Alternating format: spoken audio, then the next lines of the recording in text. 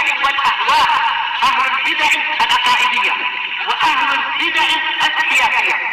نقول بيننا وبينكم السلف، بيننا وبينكم الكتب، كان فيقول البدع بيننا وبينكم. الحمد لله رب العالمين،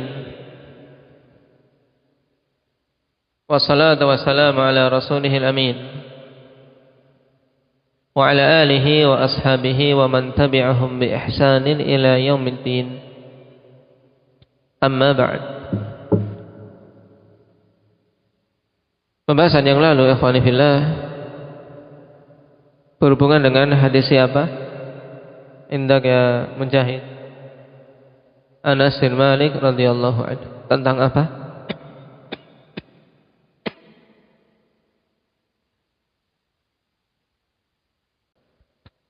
Taib, berhubungan dengan hadis la yu'minu ahadukum hatta yuhibba li akhihi aw li jarihi ma yuhibbu li nafsihi. Hadis yang agung, ikhwani fillah, yang menunjukkan bahwasanya keimanan bisa sempurna bukan hanya sekedar menunaikan hak-hak Allah semata,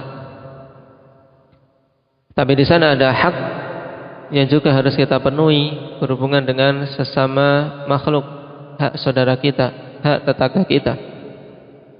Untuk kita cintai kebaikan ada pada mereka sebagaimana kita cintai kebaikan itu ada pada diri kita.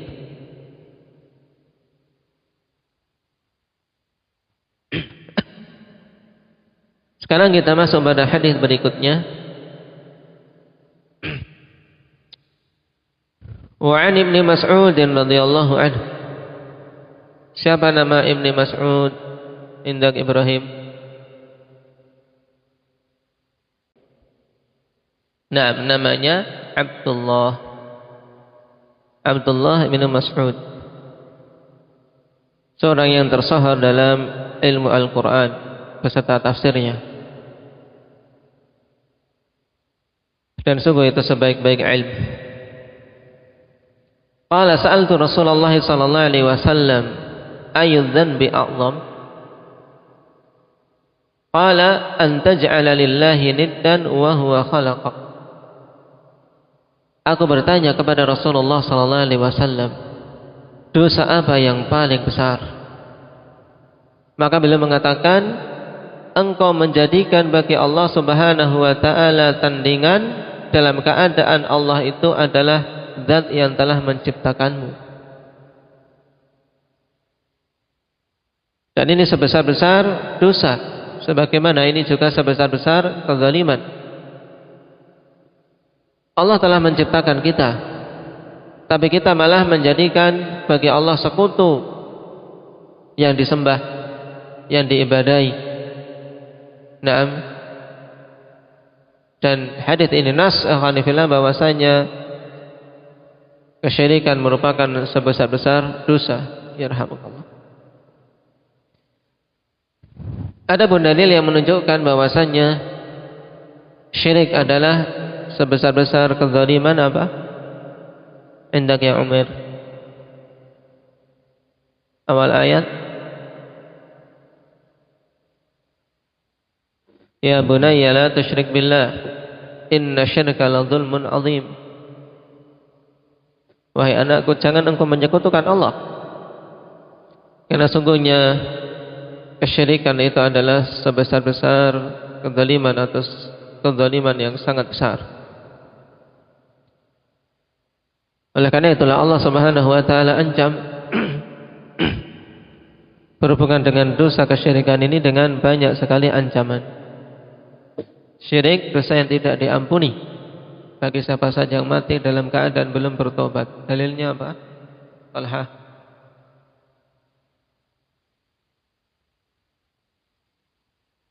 La, berhubungan dengan tidak diampuninya dosa syirik.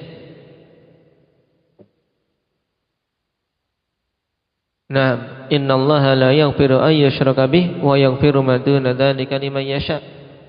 Allah tidak akan mengampuni dosa kesyirikan. Maksudnya tidak akan mengampuni bagaimana ini? Mukasya. Apabila mati belum bertobat. Baik. Syirik dosa yang mengharamkan pelakunya dari surga. Dalilnya apa? Apa Zaid?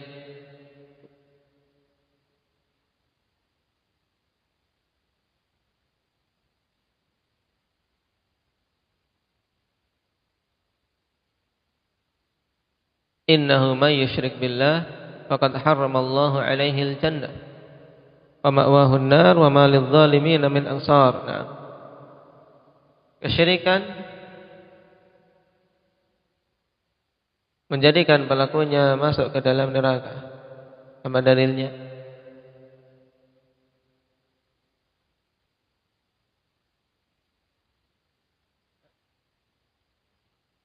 Ayat yang lain. Ada yang lebih mudah? Indah sigar.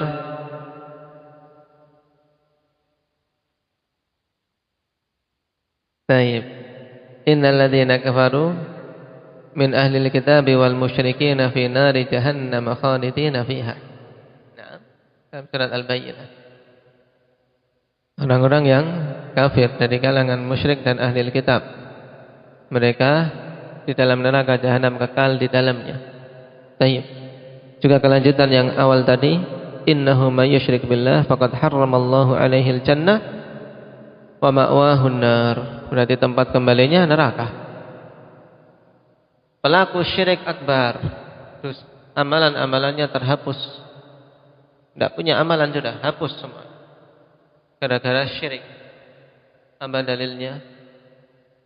Man ya'ti bil ayah.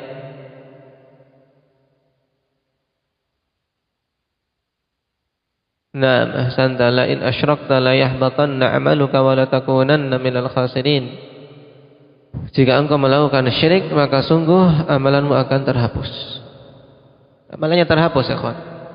Seluruh hidupnya dia beribadah, salat, puasa, haji, tapi kemudian datang ke kuburan wali, dia mengatakan, wahai wali, naam Sunan Ampel misalnya, tolong berikan aku keturunan. Syirik bukan ini? Syirik bukan Pak Tri gini? Hah? Syirik, ya. Datang ke kuburan. Sudah meninggal, walaupun dulu ketika hidup mereka taruhlah orang yang mulia. Bahkan ke kuburan Nabi. Ke kuburan Nabi minta, nah wahai Nabi, tolong lancarkan rezekiku. Tolong, nah biar usahaku lancar, anak-anakku sukses. Mintanya kepada Rasul, padahal beliau sudah meninggal. Ini syirik. Ini adalah perbuatan syirik. Menghapuskan amalan-amalan pelakunya. Amalan kebaikan semuanya terhapus gara-gara perbuatan syirik itu. Nah, ini bahayanya syirik. Menyembelih untuk selain Allah di bulan-bulan Syura ini. Datang atau kumpul-kumpul di pinggir jembatan, adakan sesajen, disembelihkan kambing ataupun kerbau.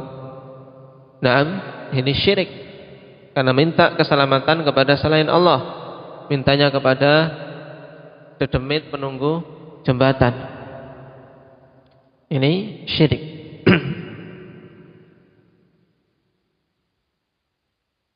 Kemudian Ibnu Mas'ud radhiyallahu anhu bertanya lagi, qultu thumma ayyu? Kemudian apa? Dan maksudnya apa? Ada yang mahdzuf, ikhwani fillah. Thumma ayyu dzanbi a'zam? Maksudnya demikian. Sehingga pada sebagian riwayat atau sebagian naskah dengan thumma ayyun. Dengan apa? Dengan apa? Namanya thumma ayyun dengan tanwin. Namanya tanwin apa ini? Berarti tanwin apa? Tanwin iwad. Baik.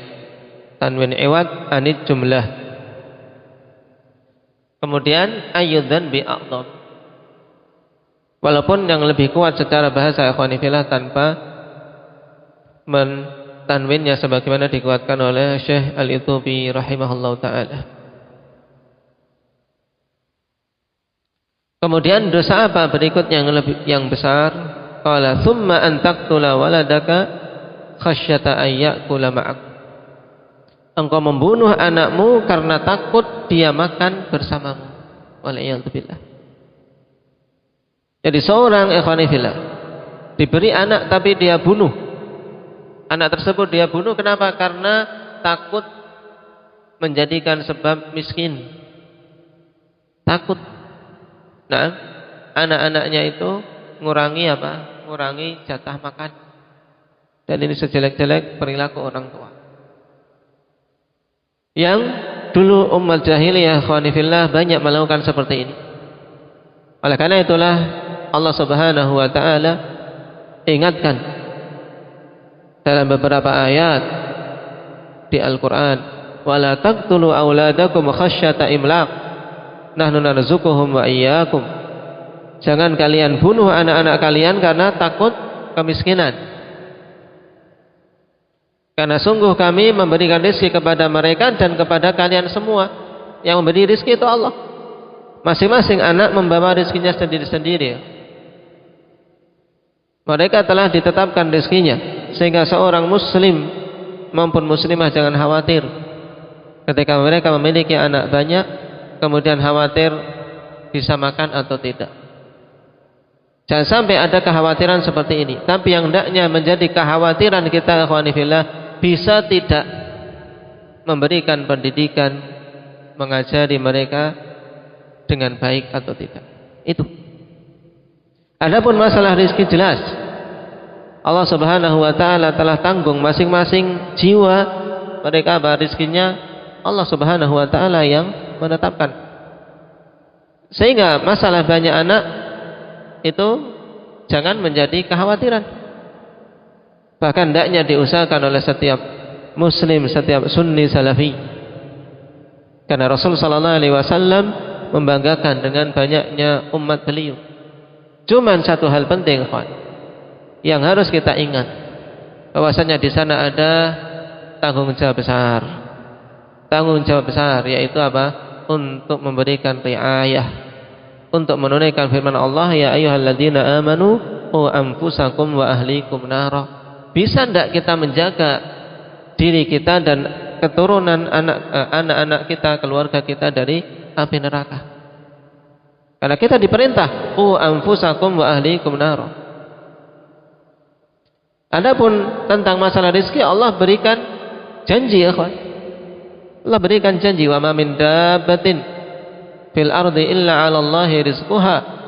Tidaklah ada sesuatu pun yang berjalan di muka bumi ini kecuali atas Allah rezekinya.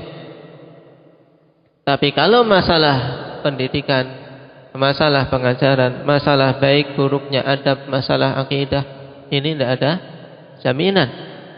Dan kita masing-masing orang tua diperintahkan untuk mendidik mereka.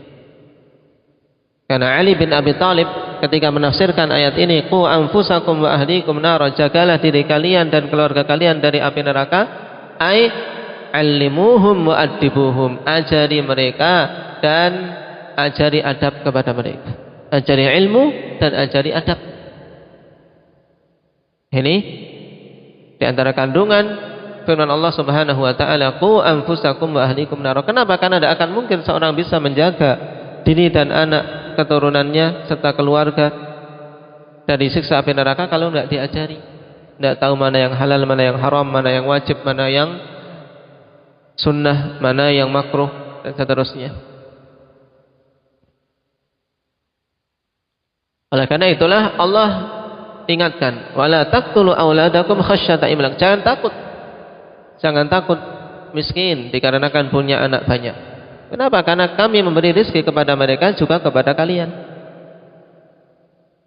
Ini di surat Al-Isra. Adapun di surat Al-An'am Allah Subhanahu wa taala balik disebutkan dulu kalian, nahnu narzuqukum wa iyyahum. Kami yang memberikan rezeki kepada kalian dan kepada mereka. Kenapa? Karena pada dua ayat itu kondisinya berbeda. Untuk di surat Al-Isra Allah Subhanahu wa taala hibur atau yakinkan orang-orang tua yang asalnya apa? Asalnya sudah punya tapi mereka membunuh anak-anaknya akhwani fillah karena apa? Takut menjadi miskin. Nah, takut menjadi miskin. Makanya diingatkan, kami yang memberi rezeki kepada mereka, juga kepada kalian. Jadi jangan khawatir. Mereka kami yang memberi rezeki, jangan khawatir miskin.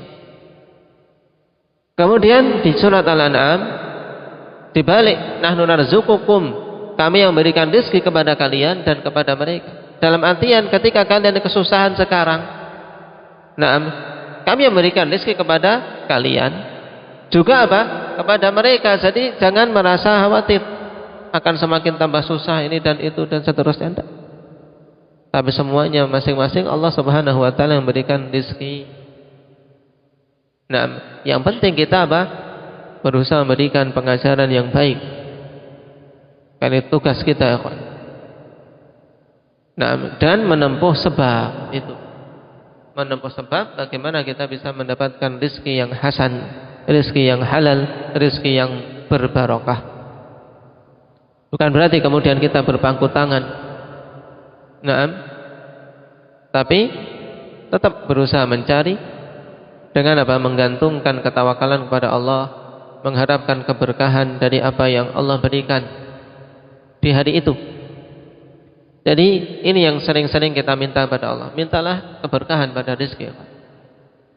Minta keberkahan pada keturunan. Kemudian Ibnu Mas'ud bertanya lagi, qultu tsumma ayyu? Kemudian apalagi dosa yang paling besar? Qala tsumma an tuzaniya bihalilati jarik. Kemudian dosa yang besar juga adalah engkau berzina dengan halilati jarik.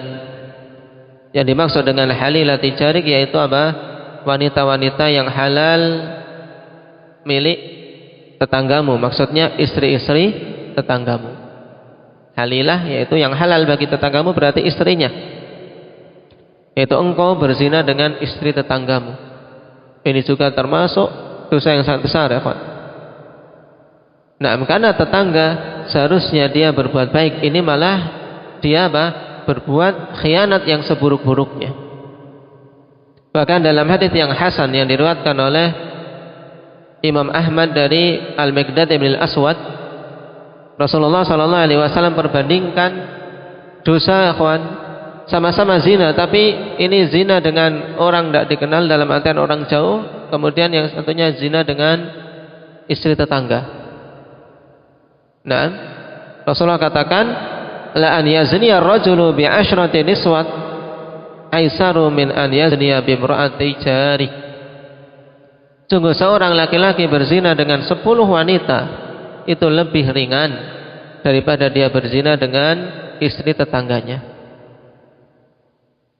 Nah, dari sisi dosanya walaupun sama-sama dosa sangat besar ya, Pak, tapi dengan tetangga keburukannya semakin besar. Demikian pula hal-hal yang lain. Berbuat buruk kepada tetangga jangan dikira kawan ringan. Nah, itu lebih besar keburukannya daripada berbuat buruk dengan orang yang tidak dikenal. Kenapa? Karena mereka punya hak yang besar. Seharusnya kita berbuat baik, kok malah kita berbuat buruk. Makanya kepada ma'asyiral ikhwah wal akhwat untuk memperhatikan sisi ini. Alhamdulillah Allah Subhanahu wa taala kumpulkan kita dalam ikatan ukhuwah Islamiyah, ukhuwah di atas satu akidah, satu sunnah. Nah, maka hendaknya betul-betul dijaga sisi ini. Untuk apa? Untuk hidup bertetangga dengan baik. Jauhi hal-hal yang akan membuat keretakan, jauhi hal-hal yang membuat hati-hati tidak nyaman. Ada kekeliruan biasa dalam sesama tetangga, sesama manusia ada kekeliruan biasa, tapi hendaknya kita memiliki sifat lapang dada. Dalam sifat lapang dada. Nah, kalau masing-masing mengusahakan demikian, ikhwani fillah, akan tercapai kebaikan. Tapi kalau masing-masing sifatnya menuntut kebaikan, tapi dia tidak mampu memberikan. Nah, di sisi yang lain juga Anda ingin disakiti, tapi ternyata dia menyakiti. Ini akan tercapai keburukan. Sulit membentuk suatu komunitas yang baik kalau keadaannya demikian. Nasallallahu at-taufiq was-sadad walhamdulillahirabbil alamin.